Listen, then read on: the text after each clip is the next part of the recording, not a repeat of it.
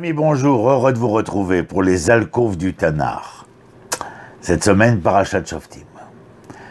Celle-ci, commence sur la nécessité de nommer des magistrats et fonctionnaires et se termine par une procédure visant à garantir que le peuple agisse au mieux, c'est-à-dire ce qui est juste aux yeux de l'Éternel. De ces mots d'ouverture à ces phrases finales, cette paracha concerne la justice et le droit. Pour moi, c'est l'une des parachas cardinales. Pourtant, ces concepts n'ont de sens que s'ils sont ancrés dans les détails concrets de l'existence afin de pouvoir imprégner la vie de tous ceux qui souhaitent trouver et donner un sens à la Torah. Ce sont clairement des valeurs universelles. Mais où trouvons-nous des informations sur la manière dont, au sein de cet universel, la gente féminine aborde ses valeurs et préoccupations? Ce sera aussi une partie de mon propos. Parmi les commandements relatés dans cette partie figure ce relatif à la guerre. Peut-on préserver notre humanité en temps de guerre? Ici, on nous demande d'essayer toutes les solutions possibles afin d'éviter la guerre. Littéralement, appeler à la paix. Ou appelez-la à la paix. Ce qui signifie que la guerre doit être considérée comme un dernier recours pour résoudre un conflit quel qu'il soit. De nos jours, et contrairement au passé, tout du moins au sein du monde occidental, tous les dirigeants du monde ont commencé à prendre conscience de cet enseignement éthique. Négocier avant de se battre en appelant activement à l'apaisement. La paix se fait toujours avec l'ennemi, jamais avec l'ami, nous le savons. Vous vous souvenez de ce propos activiste, Aaron, à Cohen dans les Pirkei Avot.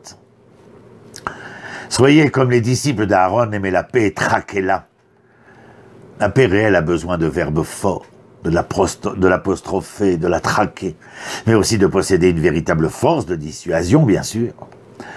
Dans une discussion sur le livre de Dvarim, le Sefer HaChinour, qui est une compilation médiévale des mitzvot énoncées dans le texte toranique, déclare la vertu de miséricorde, Rachmanout en hébreu, et de bonne aloi. Et il convient que nous, le peuple du livre, nous nous comportions de la sorte dans tous les domaines, même avec nos ennemis, adorateurs d'idoles. Cette notion, selon laquelle nous devrions toujours nous comporter avec miséricorde, même envers un ennemi, continue de s'appliquer à la vie quotidienne ainsi qu'aux crises internationales. Cela voudrait dire que nous appellerions d'abord la personne à la paix avant de palabrer ou de se mettre en colère, aussi difficile que cela puisse paraître. Existe-t-il des exemples bibliques de ce mode de discours? Oui. L'un d'entre eux, il concerne une femme qui sauva une ville entière de la destruction dans le livre de Shmuel. Le deuxième livre de Shmuel, chapitre 20. Ce passage raconte comment Yoav, le chef des armées du roi David, poursuivit Sheva, fils de Bichri, qui était le chef d'un groupe qui s'était rebellé contre le pouvoir royal et qui se réfugia dans la ville d'Abel de Beth Maacha. Yoav mit le siège devant la ville. Car si jamais on ne lui remettait pas l'homme sujet de ce crime de lèse-majesté, il en coûterait à la ville. Alors cette femme sage utilisa une rhétorique persuasive et une imagerie féminine pour éviter la guerre, avertissant Yoav qu'il risquait de détruire une ville importante en Israël. Yoav lui assura donc que si le peuple remettait Sheva entre ses mains, il n'attaquerait point la ville. La femme veilla à ce que cela se produise, lorsqu'elle convainc les habitants de la ville d'avoir été pris en otage par Sheva. Ils le décapitèrent et jetèrent sa tête par-dessus la muraille. Ce cas de figure témoigne le sentiment de miséricorde et d'appel pacifique de la femme sage. En clair, cela signifie qu'une vie est sacrifiée pour le plus grand bien du monde, afin d'éviter les effusions de sang et les ruines à grande échelle. Parashat Shoftim nous dit que si la guerre ne peut être évitée, il existe des moyens humains de s'y attaquer. Quand vous êtes en guerre, dit le texte, contre une ville, vous devez l'assiéger et vous ne devez pas détruire ses arbres. Et pourquoi pas? Et le verset de poursuivre, qui a Adam Etz Asadeh, qui peut être lu aussi comme l'arbre des champs, du champ, peut-il être un humain? Les arbres ont la capacité de puiser de l'eau en eux-mêmes et de se nourrir.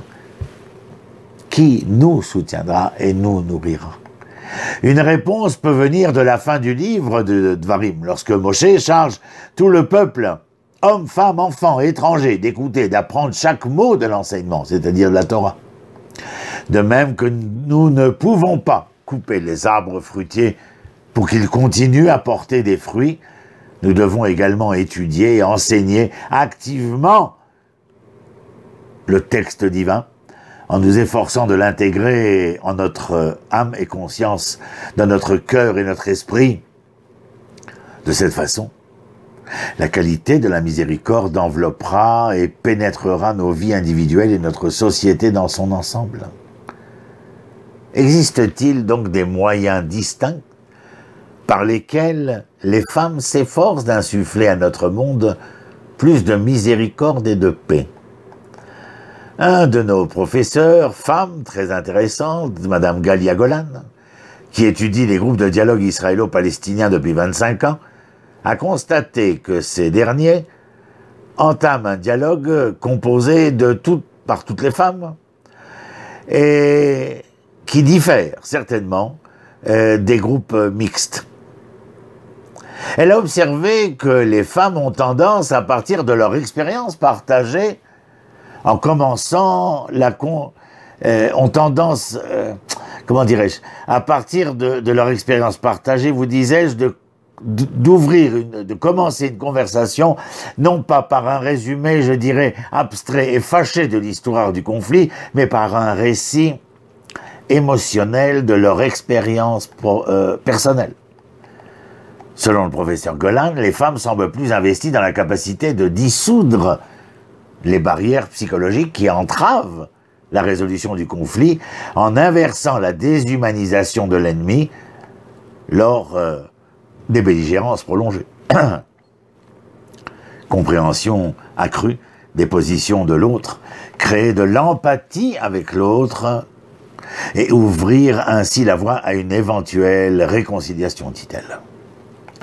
Le dialogue montre donc des manières uniques pour les femmes d'interpeller la paix, nous rappelant que par nos paroles et nos actions, nous possédons le potentiel pour aimer la paix et la traquer, comme il est dit dans les Pirkei Avot. À travers l'ensemble de ces lois, Parashat Shoftim définit une société juste, vraie, emplie d'amour, de compassion envers tous, frères, sœurs, mais pas seulement, ennemis, êtres vivants, non morts, hommes, arbres, afin que tous puissent trouver les moyens de se nourrir et de vivre en paix. Ces valeurs deviennent des valeurs sociales lorsqu'elles imprègnent tous les aspects de la vie. Mais je ne m'arrêterai pas là. Je vous dirai aussi une autre réflexion de ma part. Au cours des derniers millénaires, l'humanité a développé un nombre important et croissant d'écrits significatifs. La littérature, des mots qui résument les espoirs, les aspirations et le potentiel de l'âme humaine. Partout dans le monde, les traditions religieuses exultent à juste titre dans la majesté et la profondeur de leurs écrits sacrés. C'est le patrimoine spirituel de l'humanité. Une gloire suprême de l'art littéraire, de la passion religieuse et de la quête de cette spiritualité. La lecture de ces livres constitue une ouverture au savoir et aux pensées, à la grandeur, dirais-je. Pourtant, il y a quelque chose qui manque à tous, ce que la Bible hébraïque possède d'une manière unique. Une passion pour la justice, pour les pauvres, les faibles et les méprisés, mais attention, comme institution nationale. Contrairement à l'idéal de certains êtres illuminés si purs qu'ils peuvent enjamber un mendiant sans remords, Moshe et Yirmiyahu considèrent la justice et la compassion comme la condition sine qua non de toute véritable religiosité. On ne peut pas prétendre aimer Dieu et ne pas être passionné de justice. C'est la principale contribution hébraïque à l'esprit humain. Cependant, une subtile assimilation juive s'est mise en marche après avoir perdu son hébreu, c'est-à-dire après la destruction du temple et la perte de l'indépendance et de la souveraineté nationale. Comme d'autres traditions religieuses, les Hébreux devenus juifs convertirent la Torah en religion, principalement en termes de prières, de rituels, de croyances erronées, de piété magique et miséreuse. En nous concentrant sur les commandements entre l'homme et Dieu seulement, comme unique définition de la fervente dévotion, nous altérons l'essence hébraïque et son ontologie première, pour l'adapter aux contours étrangers de la catéchèse des autres religions non juives. Nous trahissons le vaste héritage de la Torah lorsque nous ne reconnaissons pas la justice et le droit comme les catégories spirituelles principales du judaïsme exilique. Entendu qu'aux retrouvailles du peuple et de la nation hébreu, cela devra faire législation. La paracha de cette semaine commence par une convocation nommée des juges et des responsables pour vos tribus. Et ils gouverneront le peuple avec justice. Tu ne jugeras pas injustement. Au chapitre 16, verset 18. Avec ces mots ici et dans d'innombrables autres passages, Moshe insiste sur le fait que la justice est une obligation spirituelle, éternelle et pratique au cœur même de ce que signifie être et devenir un hébreu. Et cette insistance, mes amis, ne se limite pas à l'hébraïsme biblique. Les rabbins juifs du Talmud et du Midrash étaient également de fidèles partisans de la révélation du Sinaï.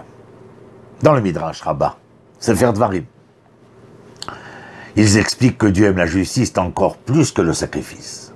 Cela confirme d'ailleurs ce que dit l'écriture de la biblique. Faire ce qui est juste et droit est plus désiré par Dieu que le sacrifice. Les Écritures ne disent pas autant que des sacrifices, mais vous avez fait attention, plus que des sacrifices. Le Midrash explique ensuite en détail les nombreuses manières dont la justice est supérieure au sacrifice aux yeux de l'Éternel. Alors que le sacrifice ne pouvait fonctionner que lorsque le temple se trouvait à Jérusalem, la justice et le droit demeuraient essentiels non seulement pendant la période biblique, mais non des moindres restaient obligatoires aujourd'hui, jusqu'à aujourd'hui encore. Alors que les sacrifices ne peuvent qu'expier des péchés accidentels et occasionnels, les actes de justice et de droit rédiment même les fautes intentionnelles. Alors que les sacrifices ne sont offerts que par l'homme, Dieu lui-même est obligé de pratiquer la justice et le droit. Alors que les sacrifices ne sont significatifs que dans ce monde, la justice et le droit resteront la pierre angulaire du monde à venir. Pour toutes ces raisons, Yedidim, le Midrash affirme la centralité de la justice en tant que proclamation hébraïque. Peut-on se considérer comme des juifs pieux, sans un engagement dur et ferme de faire de ce monde un lieu plus juste et plus droit? La façon dont nous traitons les plus faibles parmi nous, l'exemple le plus probant dans le texte biblique, la veuve et l'orphelin, reste le noyau irremplaçable de notre identité. Rien de tout cela ne devrait impliquer que les autres commandements, bien sûr, et certes, perdent leur importance. Tout à la fois, rituel et éthique reflètent la loi divine telle que les Juifs devraient l'entendre et la comprendre si jamais ils voulaient un jour redevenir le peuple d'Israël, la nation des Hébreux. Toutes nos lois jouent un rôle essentiel pour nous élever au-dessus de notre propre égoïsme et du despotisme du temps. Toutes agissent pour raffiner notre caractère et façonner notre dévouement. Tous expriment notre passion pour le projet divin, notre réelle alliance corps et âme à celui-ci.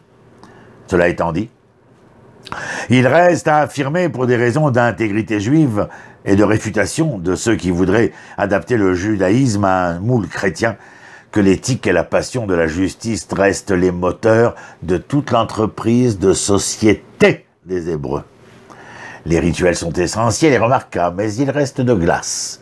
La bienveillance, la justice et l'humilité établissent les fondements sociétaux emplis de chaleur, d'amour et d'altérité. Et la Torah insiste, rappelez-vous, tzedek, tzedek, tirdof, la justice, tu traqueras la justice. À bientôt, chers amis. Je vous souhaite Shabbat Shalom, le mieux et le meilleur, depuis les plaines de Mamré, ici à Hebron. Shalom, shalom.